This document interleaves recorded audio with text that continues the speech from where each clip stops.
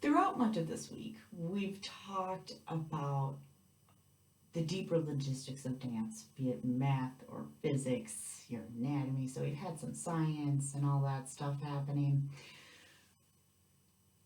But today we're talking about art. So when you're taking your art classes in school, that gives you a different medium to work with.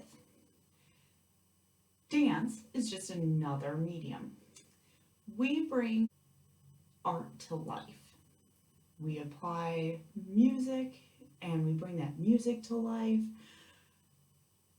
We are able to create and express, and we're able to have our audience view and oftentimes get an emotion, whether it's joyful or sad, what have you, just like art.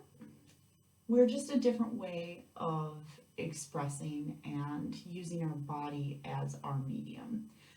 Sometimes with that, that entails very detailed costumes and makeup application to bring that all to life.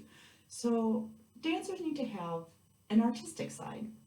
We need to be able to take all of the things that we've talked about this week, but still be creative with them and still bring everything together and express. A good thing to kind of think about when you are taking art classes is how you could present that in dance form. Whether you're painting or working with clay, I challenge you to think about how you can represent that in a dance form and bring that to life. If you're painting a tree, how can you dance and bring a tree to life?